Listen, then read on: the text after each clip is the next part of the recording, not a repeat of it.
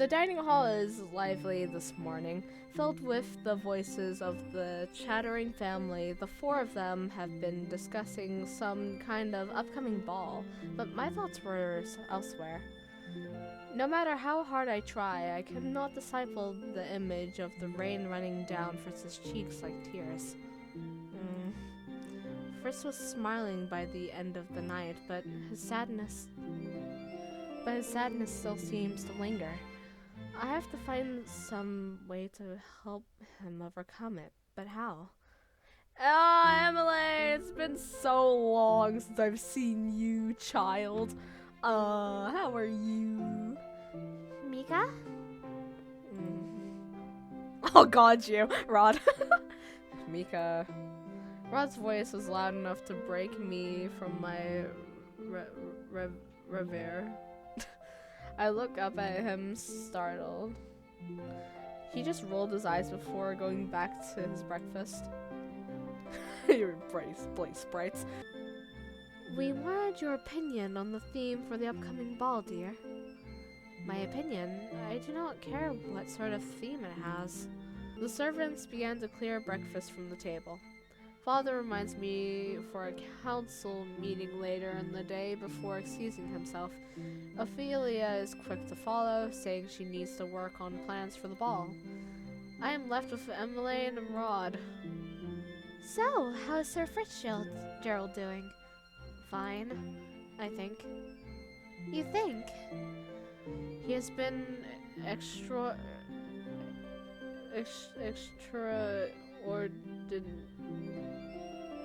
extraordinarily busy or something. I hope he can have breakfast with us soon. Is something wrong? I was just thinking about the last time you had breakfast with us. Oh! For a few moments, the dining hall is quiet, save for the clutter of plates and utensils as the kitchen staff remove them from the table. Last time Fritz was here, he managed to accidentally impale the table with a fork and knock over a platter of fruit. He also nearly hit a man in his head with a spoon. Yo, that's actually pretty base, though. Well, it's a fun memory to look back on, for real. How did he manage to throw the spoon backwards at one of the servants? It slipped out of his hand. Fritz! And here we are. Why is the music still so loud?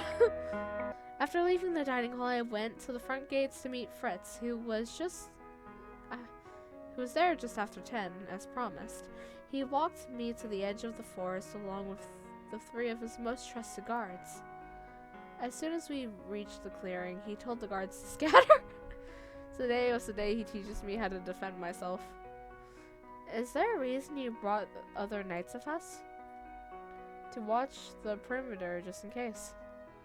He is cautious as always. He takes my hand and leads me over to a tree stump. Milady. He bows when I sit down. I smile at him. Lord Fitzgerald. You are going to hide and run and do whatever it takes to get away from me. But this is an exercise. We're doing a manhunt. I'm the speed runner as he's the hunter. Hunting! The look on his face reminds me of the smirk he was wearing in the forest yesterday. It is a smile that will always remind me of Varg. Mika? He looks at me concerned. Too much? No, I was just thinking about something. I take a few steps back, waiting for him to signal. Much to my surprise, Fritz only closes his eyes and crosses his arms. I'll give you 10 seconds. We are doing a manhunt. I ran as fast as my legs could take me, doing my best to weave through the... Climb up a tree! Do something! No one decides to look up. What should I do? What are these options? Well, definitely not face him head on, you know. And I doubt we would be freaking like, oh yeah, let's hide. The thing is that sound is so basically sounds bad. Hiding will only make them want to search more. Face head on, I'll go hide. I sighed and I let the tree branch fall from my hand. What you did was wise. Well, okay, I did choose hide as like the first option, but I didn't know if it was right or not because like he caught me instantly. I was just checking to see if there was actual like, you know, more options, but apparently I always get the right option first try because of logic. Using a branch as a shield? He laughs. Well, yes, but I was referring to you hiding. There was a reason I wanted to start off like this before moving on to defense. Evasion is important. It's the best way to avoid a fight if you can. You're pretty good at hiding. Don't know if that's... But you caught me. Because I heard you sigh. See, this is why you don't breathe. Come to the end of the hour, he has taught me how to break out of someone's... I thought it was gonna be like, he taught me how to break someone's bones. I have no doubt you'll help him figure something out. I stand abruptly. Father, if I may, Father, do you mind if I excuse myself for a couple hours? I have another meeting later, and I would like to enjoy my break while I still can. Of course, thank you for your hard work, Mika. I just sat in like a room for like hours. Like, it's not really hard work. I mean, if you have to participate, yeah, then. A person steps in front of me, efficiently blocking my path. Fritz! Good morning, Mika. I stumble back in surprise. Fritz smiles apologetically. Sorry, I thought I'd wait out here for you. Where were you hiding? Hiding? I wasn't hiding. I was just standing right outside the door. How did I miss him? I mean, he doesn't really blend in with the scenery that much. Fritz's eyes glimmer as he leans towards me. Are you free now? For a few hours. I'm assuming you want to go somewhere? I always want to go somewhere with you, Mika. But yes, if you have some time, I'd like to take you out to town today. There's something I'd like you to see. Then by all means, please lead on. Fritz takes my hand and begins to lead me down the corridor. As we approach the gates, I recall what Father said to me in the throne room and pause considering. He said that Fritz discussed something about the future with him, something he has not yet told me. Is there a reason he does not want to say anything to me? Because something on your mind? Okay, so if we're thinking about this, he hasn't told us, right? This mess. Oh, no, I was just thinking about the meeting. There must be a reason Fritz has not said anything yet. I should leave it be for now. So Fritz takes me to the main plaza where a large crowd is already gathered. I nod and head politely to the town. And head politely at the townsfolk who meet my gaze. What is happening here? Fritz smiles. You'll see, it's a surprise. He leads me to the front of the crowd and I distract my attention to the central object of attention. A large stand behind us. Yay! Waltz! Hello everyone, my name is Walt. It shows how much like this game has influenced my series. I literally named like 90 I named a lot of characters and like made characters look a lot like basically similar designs to the characters in this series and also like the names. I literally named my dog Waltz because of Waltz here. Bro, it's been so long since I've seen Waltz, man. It's so weird seeing his like slightly new character design. I mean, cool outfit, mate, but like, damn. Damn. You're in a cool outfit. Princess, Sir Fitzgerald. He walks towards us with a bright smile. I'm playing your route next.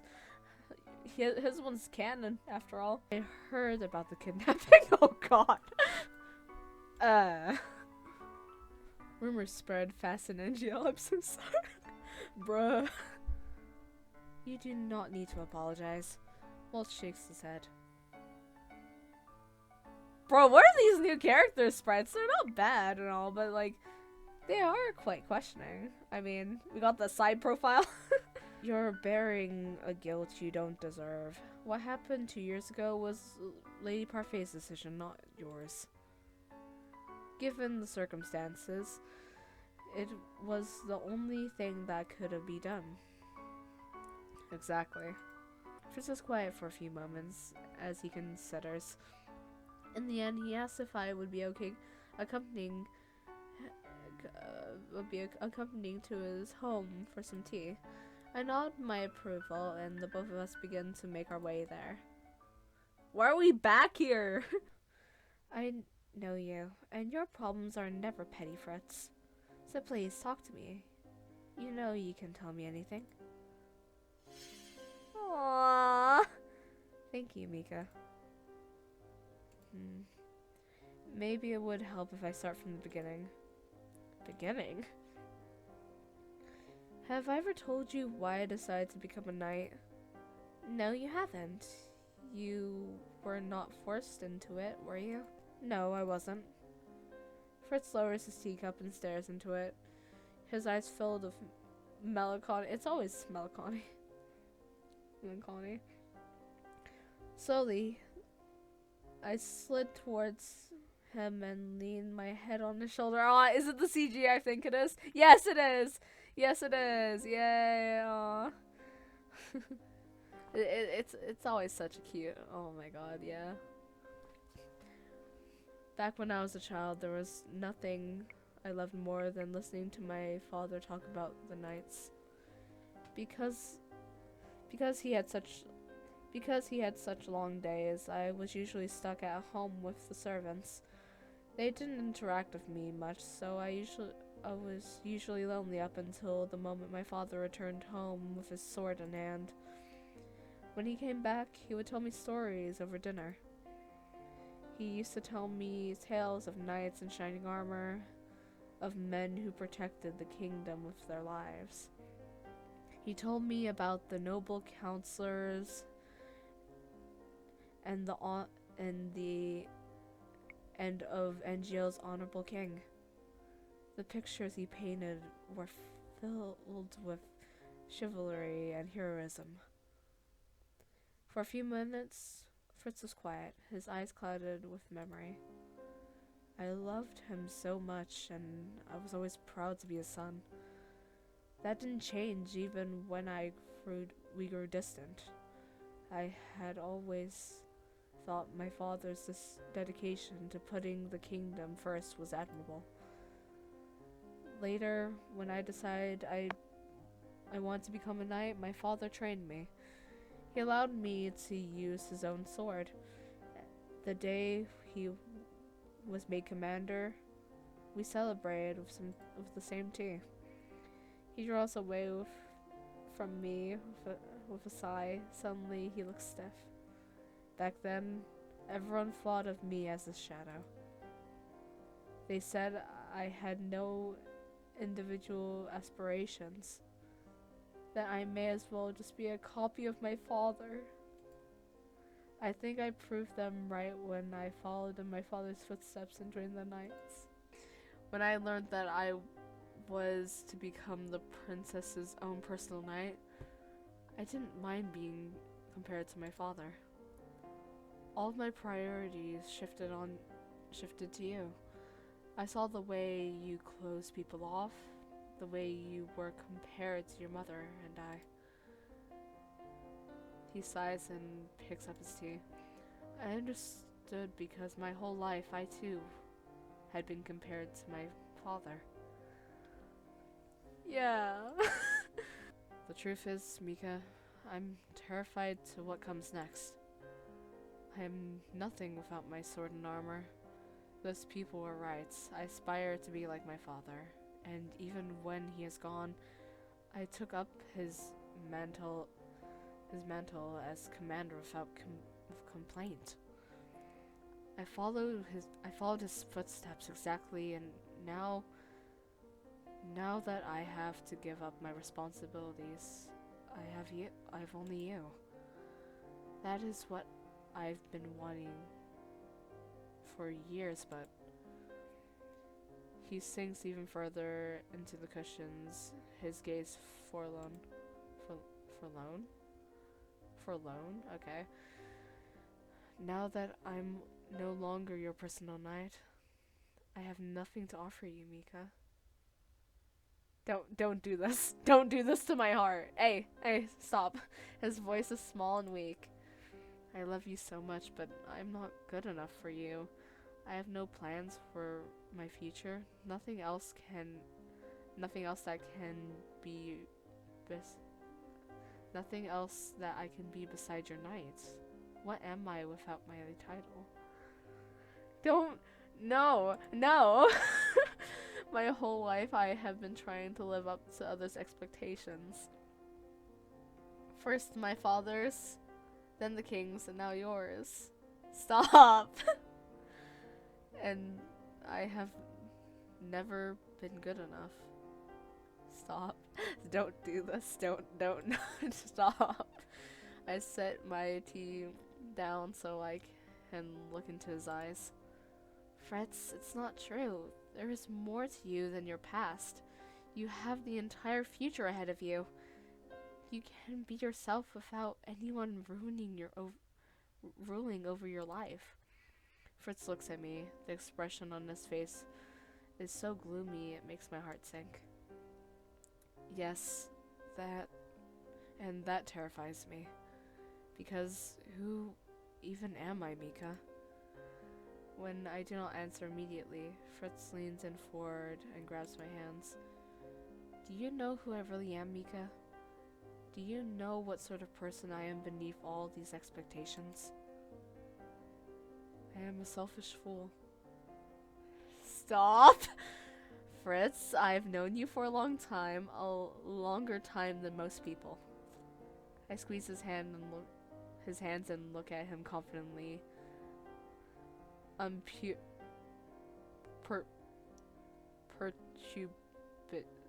Why do they have to use such complicated words?